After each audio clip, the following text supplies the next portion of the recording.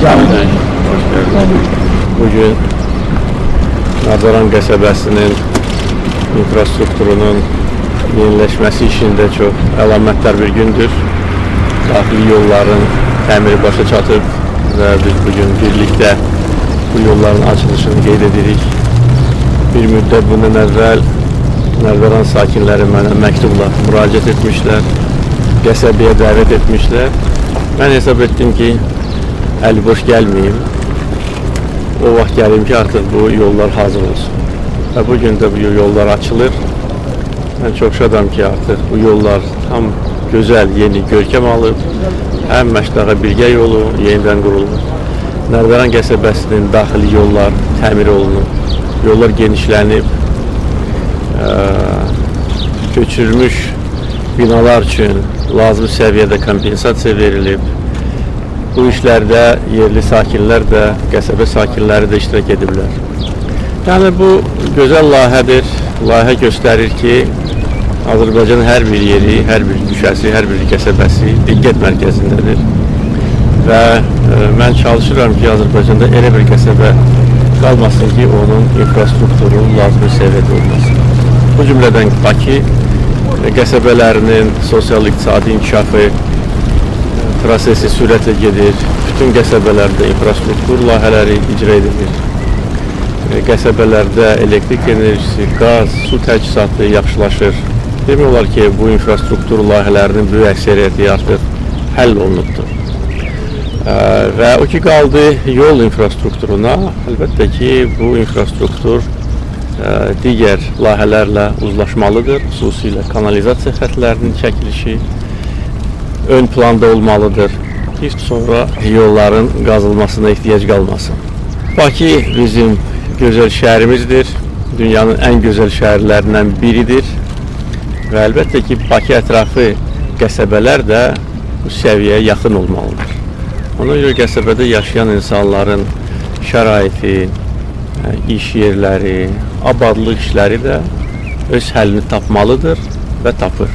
Əminəm ki, gələcək illərdə bu günə qədər həll olunmayan məsələlər də öz həll tapacaq və bütün qəsəbələrdə daha da yaxşı şərait yaradılacaqdır. Əlbəttə, iş yerlərinin açılması prosesi daim getməlidir. Baxmayaraq ki, son illərdə böyük işlər görülüb, ancaq Azərbaycanda əhali artır. Bu da iqtisadi inkişafımızın təzahürüdür. Çünki insanlar daha da yaxşı yaşayır və beləliklə demoqrafik vəziyyət yaxşılaşır. Ancaq eyni zamanda bu yeni iş yerlərinin yaradılmasını tələb edir.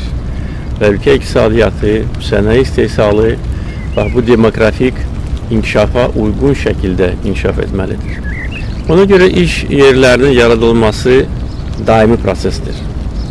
Və baxmayaraq ki, 1 milyondan artıq iş yeri yaradılıbdır son illər ərzində, biz əlbəttə ki, gələcəkdə daim bu məsələni diqqət mərkəzində saxlamalıyıq. İş yerlərinin yaradılması investisiya tələb edir, investisiya qoyulmalıdır, sərmayə qoyulmalıdır, dövlət və özəl sektor. Buna görə də biznes mühiti daha da yaxşı olmalıdır. Və bu istiqamətdə son vaxtlar çox ciddi addımlar atılır. İslahatlar dərinləşir və beləliklə ölkəmizin dayanıqlı inkişafı təmin edilir. Ölkəmizin hər bir yerində quruculuq, abadlıq işləri aparılır, ictimai infrastruktur yaradılır, məktəblər, tibb mərkəzləri, ictimai binalar, parklar və mən istəyirəm ki, hər bir yaşayış məntəqəsində çox gözəl şərait olsun. O cümlədən Nardaran qəsəbəsində bu son aylar ərzində görülən işlər göz qabağındadır. Buna heç bir şərh verməklə ehtiyac yoxdur. Nardaran qədim yaşayış yeridir.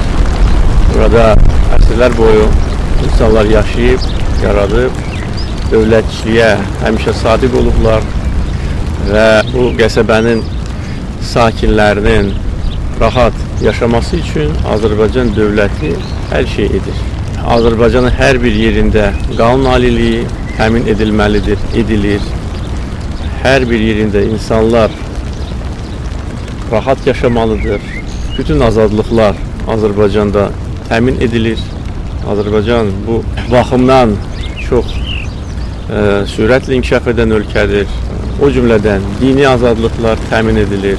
Bu yaxınlarda iftar süfrəsində bu məsələlərlə bağlı mən öz fikirlərimi bir daha demişəm. Azərbaycanda məscidlər tikilir, digər dinlərin məbədləri təmir olunur, tikilir. Unikal bir ölkədə biz yaşayırıq. Biz bunu yaratmışıq. Bütün dinlərin nümayəndələri rahat yaşayırlar və ölkəmizin inkişafına öz töhfəsini verirlər. Ona görə bütün bu məsələlər kompleks şəkildə öz həllini tapır. Azərbaycan öz milli, dini ənənələrinə sadiqdir. Azərbaycan xalqı və Azərbaycan dövləti. Və bizim bu dünya miqyasında, müsəlman aləmində oynadığımız rol müsəlman aləmi tərəfindən yüksək qiymətləndirilir. Müsəlman aləmini birləşdirən ən böyük təşkilat İslam Əməkdaşlıq Təşkilatıdır. Və İslam Əməkdaşlıq Təşkilatının onun rəhbərlərinin Azərbaycanda gedən proseslərlə bağlı fikirləri, bunlar mətbuatda dərc edilib. Və bizdə dini məsələlərə onlar tərəfindən verilən yüksək qiymət ən böyük göstəricidir. Bunu biz demirik, bunu müsəlman aləmini birləşdirən İslam Əməkdaşlıq Təşkilatı qeyd edir, deyir, həmişə bizi dəstəkləyir, o cümlədən Ermənistan, Azərbaycan, Dağlıq Qarabağ münaqişəsinin həlli ilə bağlı Azərbaycan mövqeyini dəstəkləyir. Yəni, Azərbaycanda bütün məsələlər ardıcıl şəkildə düşünülmüş siyasət əsasında öz həllini tapır və əsas məsələ ondan ibarətdir ki, ölkənin uğurlu inkişafı davam etsin, Azərbaycan xalqı təhlükəsizlik şəraitində yaşasın, ictimai asayiş təmin edilsin, insanlar özlərini rahat hiss etsinlər, inkişaf üçün imkan olsun, azadlıqlar təmin edilsin, infrastruktur yaradılsın və beləliklə biz gələcəyə daha da inamla baxaq və öz taleyimizi bundan sonra da öz əlimizdə saxlayaq. Müstəqil siyasət aparaq bundan sonra da. Bu bizim ən böyük sərvətimizdir. 25 ildir ki, biz müstəqil həyat yaşayırıq və ancaq müstəqillik dövründə Azərbaycan xalqı bu böyük nailiyyətlərə çata bilir. Əsrlər boyu başqa dövlətlərin tərkibində yaşamışıq. Abşeron yarımadasının zəngin neft yataqlarının bəhrəsini demək olar ki, lazımi səviyyədə Azərbaycan xalqı görmür. Baxmayaraq hələ 19-cu əsrdə Azərbaycan dünya neftinin yarısını hasil edirdi. 20-ci əsrin əvvəllərində, ortalarında Sovet İttifaqı miqyasında xüsusi yer tuturdu. Ancaq Sovet İttifaqı dağılanda biz hamımız yaxşı xatırlayır, biz nəyi gördük? Dağılmış sənaye, bərbad vəziyyətdə olan infrastruktur, torpaqlarımızın işğalı, xaos, anarxiya, özbaşınalıq, silahlı quldur dəstələri meydan oxuyurdu. Ona görə bugün biz öz taleyimizin sahibiyik.